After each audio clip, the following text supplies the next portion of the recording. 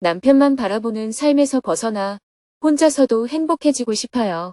2025년 5월 2일 100일 방문 75일째 금요 증문즉설 K민주주의 국회 포럼. 안녕하세요. 법륜 스님의 100일 법문 75일째 날입니다. 오늘은 일반 시민 누구나 참여할 수 있는 금요 증문즉설 강연이 열리는 날입니다. 스님은 새벽 수행과 명상을 마친 후 금요 증문즉설 강연을 하기 위해 정토사회문화회관으로 향했습니다. 아침 일찍부터 봉사자들이 증문즉설을 들으러 온 시민들을 맞이하고 있었습니다. 오전 10시 15분이 되자 유튜브 생방송을 시작하고 삼귀유와 수행문을 함께 낭독했습니다. 대중 230여 명이 자리하고 유튜브 생중계에는 3,400여 명이 접속한 가운데 스님은 최근 급변하는 대한민국의 정세를 이야기하며 대화를 시작했습니다. 어떤 외국 기자가 말하길 처음 한국에 왔을 때 매우 혼란스러웠다고 합니다. 자고 아침에 일어나면 세상이 완전히 바뀌어 있고 또 자고 일어나면 세상이 또 바뀌어 있어서 어지러워서 살기 힘들 정도였다는 거예요. 그렇게 한국에 있다가 자기 나라로 돌아가니 재미가 하나도 없다고 합니다. 자기 나라는 너무 밋밋하다는 것이죠. 그래서 외국인 눈으로 한국 사회를 바라보면 아주 다이내믹하고 변화무쌍하다고 할 수 있습니다. 또 중국에 있는 한 조선족 어르신의 이야기를 들어보면 뉴스만 보면 한국이 내일 모레 곧 망할 것 같다는 생각이 든다는 거예요. 그러나 실제로는 망하지 않고 계속 발전하고 있어서 신기하다고 해요. 중국처럼 통제된 사회에서 바라보면 역시 한국 사회는 매우 혼란스럽게 보인다고 할 수 있습니다. 여러분은 지금 한국 사회를 어떻게 느끼고 계십니까? 매우 변화무쌍하니 마치 한 편의 드라마를 보는 것 같습니까? 아니면 반전이 거듭되는 가운데 곧 나라가 망하는 것이 아닐까 하는 불안한 마음이 듭니까? 여러분은 어느 쪽인가요? 곧바로 질문자들과 대화를 나누었습니다. 1시간 반 동안 8명이 스님에게 질문을 했습니다. 다양한 질문에 답변을 하고 나니 마칠 시간이 되었습니다. 아쉽지만 12시가 되어 강연을 마쳤습니다. 스님은 대중과 함께 지하 1층 공양관에서 점심 식사를 했습니다. 식사를 마치고 오후 1시가 되어 국회로 향했습니다. 한반도 통일운동의 원로들이 중심이 되어 발족한 남북평화회의에서 K민주주의와 한반도 평화라는 주제로 K민주주의 포럼을 개최했습니다. 남북평화회의 상임대표 의장을 맡고 있는 이해학 목사께서 며칠 전 스님을 찾아와 이번 포럼의 축사를 요청했습니다. 국회 도서관 대강당에 도착하여 사회 원로분들과 반갑게 인사를 나누었습니다. 이해학 목사님도 스님을 환영해 주었습니다. 오후 2시가 되자 국민의례를 시작으로 포럼이 시작됐습니다. 먼저 이해학 목사께서 개회사를 했습니다. 목사님은 12.3 내란 사태에 맞선 시민들의 민주주의 정신을 어떻게 계승해야 하는지 강조했습니다. K민주주의는 세계의 모든 인류가 함께 자신의 삶을 자신 있게 살아가는 사회를 바라는 것입니다. 지난 박근혜 퇴진 운동 때 일어난 촛불혁명의 실패를 되풀이해서는 안 됩니다. 이번 12.3 내란 사태와 윤석열 대통령 파면은 악화한 남북평화, 파탄난 민생 경제를 극복하기 위해 새로운 성장 동력 창출로 이어져야 합니다. 이어서 스님이 무대에 올라 축사를 했습니다. 현재 남북관계는 한국 전쟁이 일어나고 휴전협정을 맺은 이래 가장 긴장이 고조된 상태인 것 같습니다. 북한은 남북관계를 적대적인 두 국가로 규정했습니다. 그래서 기존의 모든 남북 간 합의를 폐기하고 그동안 남한이 투자해서 만든 도로나 시설물을 전부 다 끊고 파괴했습니다. 더욱이 북한이 러시아와 군사 동맹을 맺고 파병까지 하는 걸 보면 앞으로 남북관계를 어떻게 풀어가야 할지 막막하게 느껴지기도 합니다.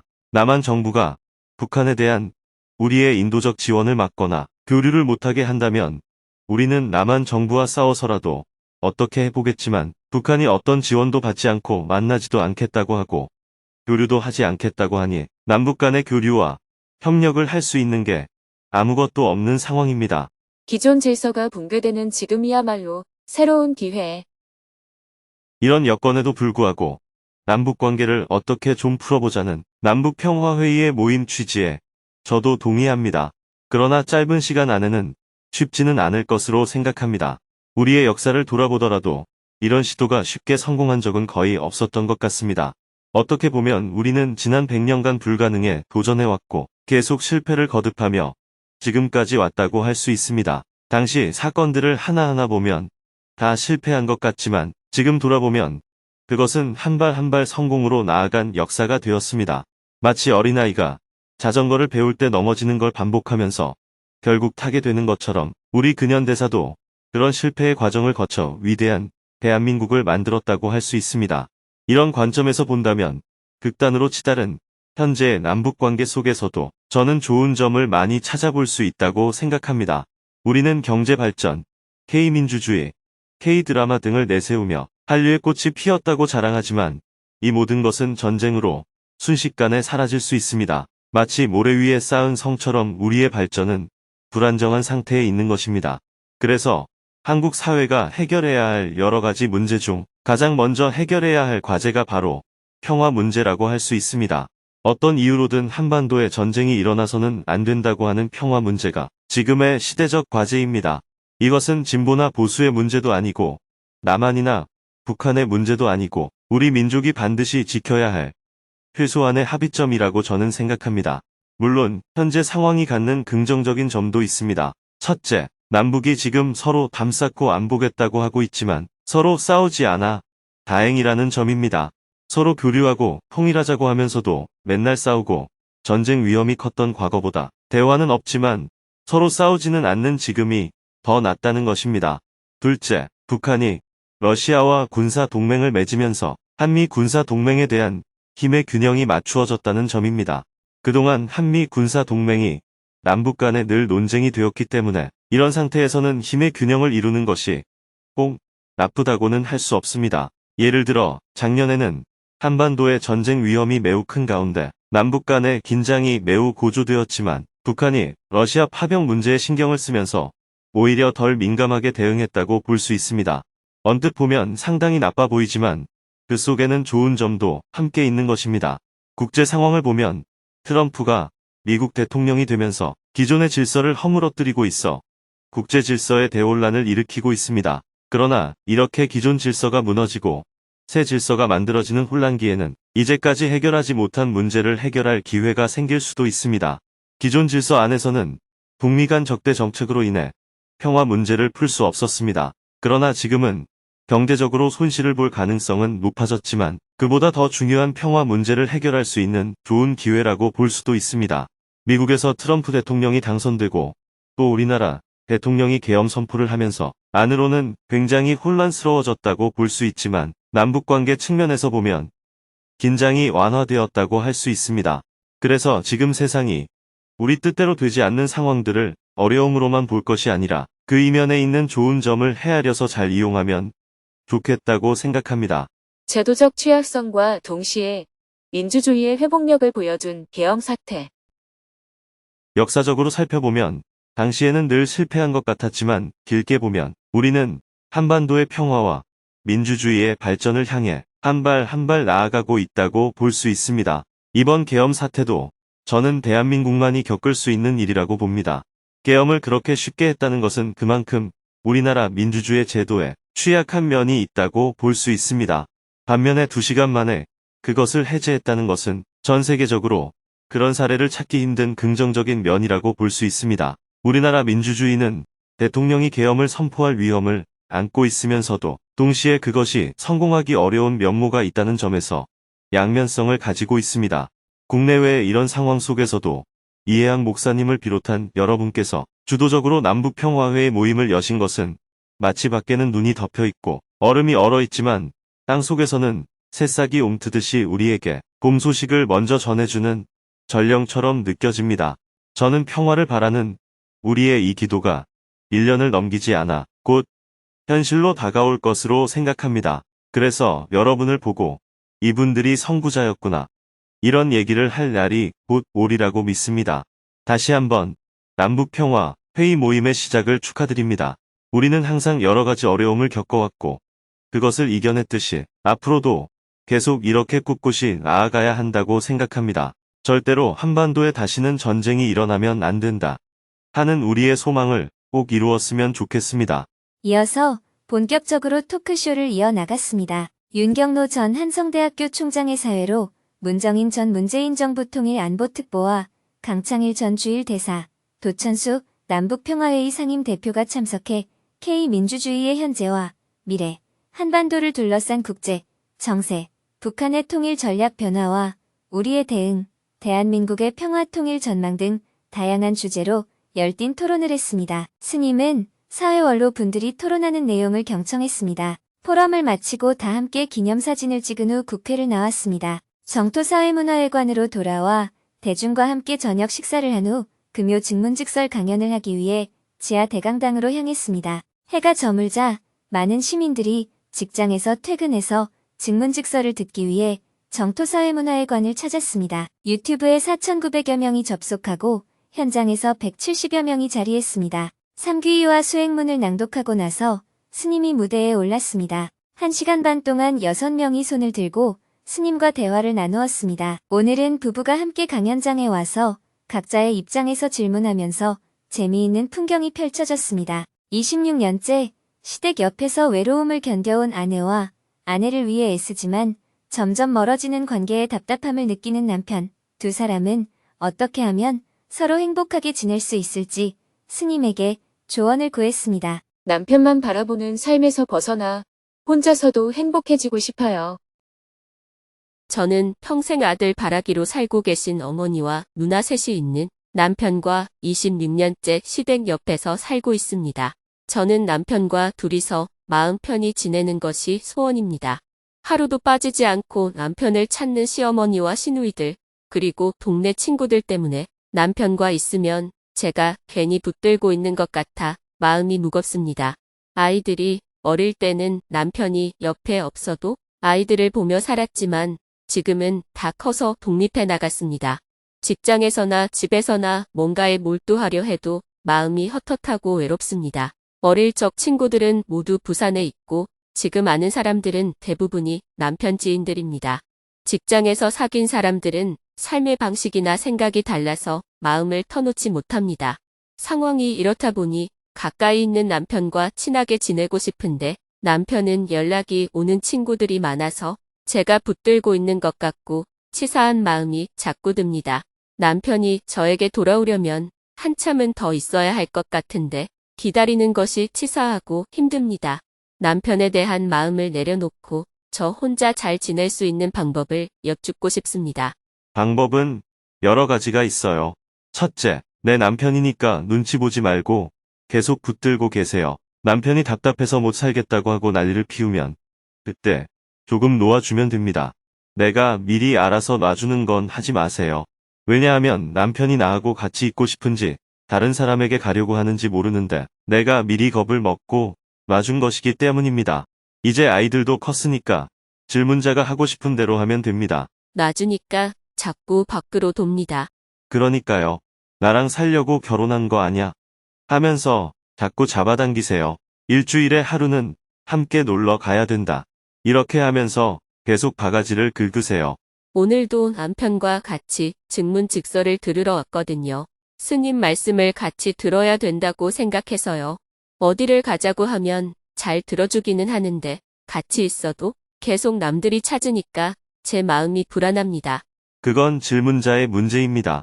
병원에 가서 신경안정제 처방을 받으세요. 주위 사람들이 남편에게 전화한다고 해서 질문자의 마음이 불안하다면 그것까지 남편 책임은 아니잖아요.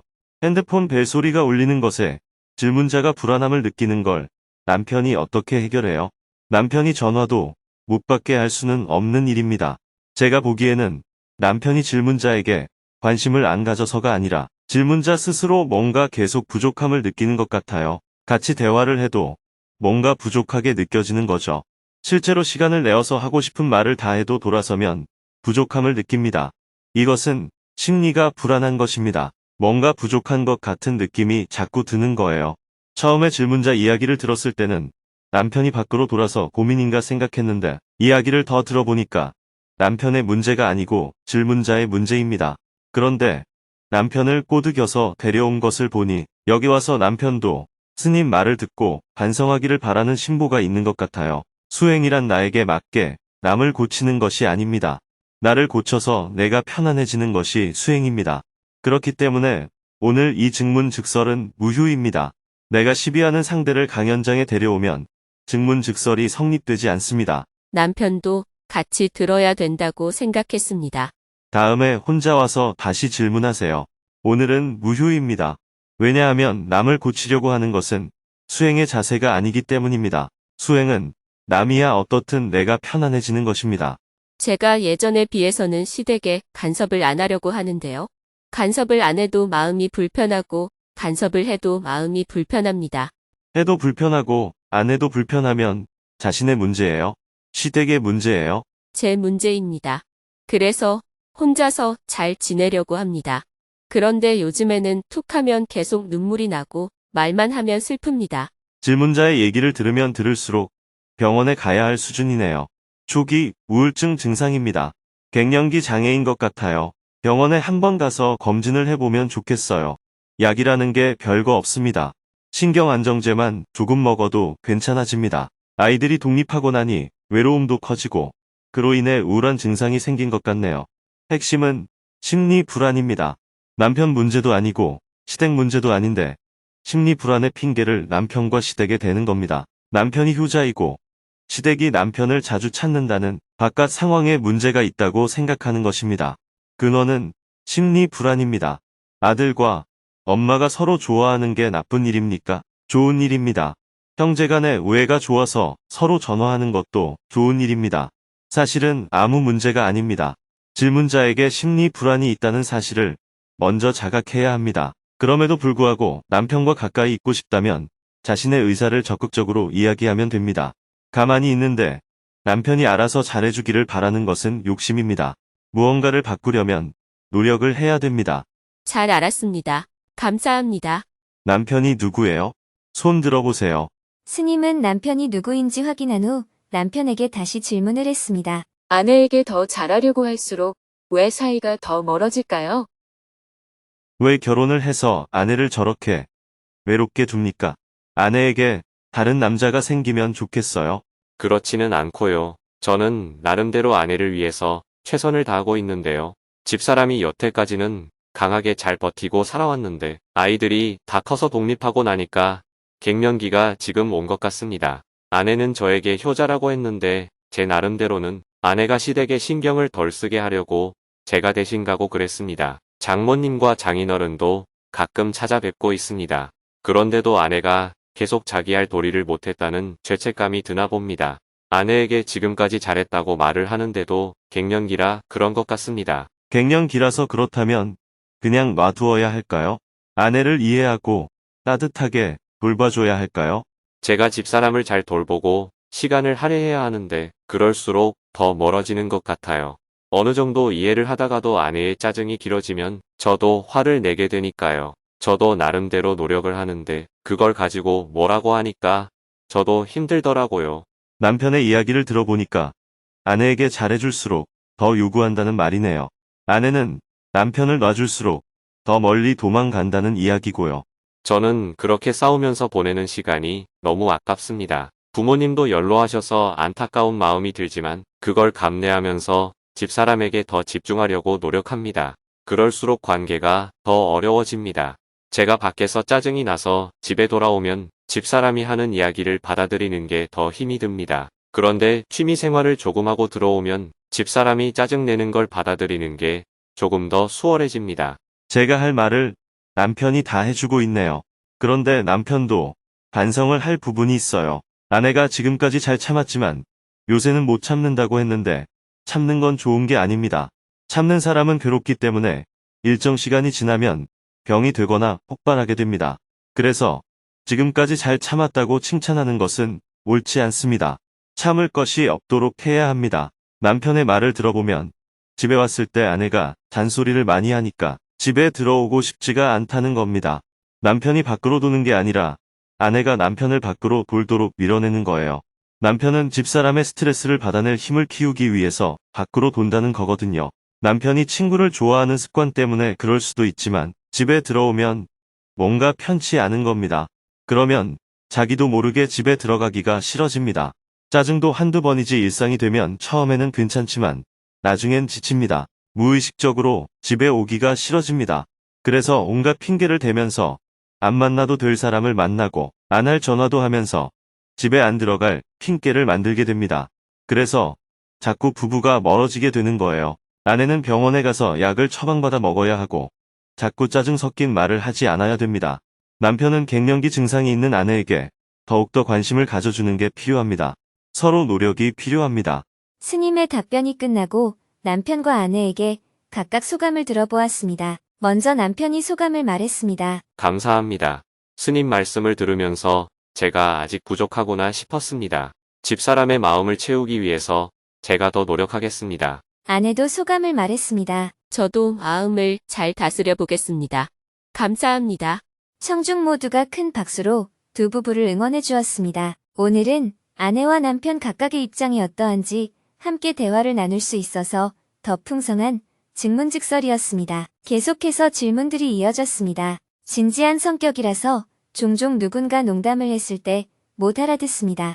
어떻게 하면 눈치 있게 농담을 잘 알아듣는 사람이 될 수 있을까요? 제가 표현을 잘 안 하다 보니 아내는 제가 자신을 사랑하는지 의구심을 갖습니다. 아내가 고민 상담을 할 때 공감 없이 해결책만 제시하다 보니 아내가 서운해합니다. 아기를 낳으면 3년 동안 엄마가 아기를 키우라고 스님께서 말씀하신 이유가 궁금합니다. 그렇지 않은 경우에 어떤 일이 생기나요? 중학교 2학년 때 부모님이 집을 나가셔서 12살 차이 나는 남동생과 성인이 될 때까지 둘이 살았습니다. 서로 사이가 안 좋은데 어떻게 하면 좋을까요? 불교 용어 중에 무의라는 것이 있는데 그 의미가 무엇인지 궁금합니다. 대화를 마치고 나니 밤 9시가 넘었습니다. 다음 주 이 시간을 기약하며 사홍서원으로 강연을 마쳤습니다. 내일은 100일 법문 76일째 날입니다. 강연 일정이 없어서 하루 종일 실내에서 업무를 볼 예정입니다.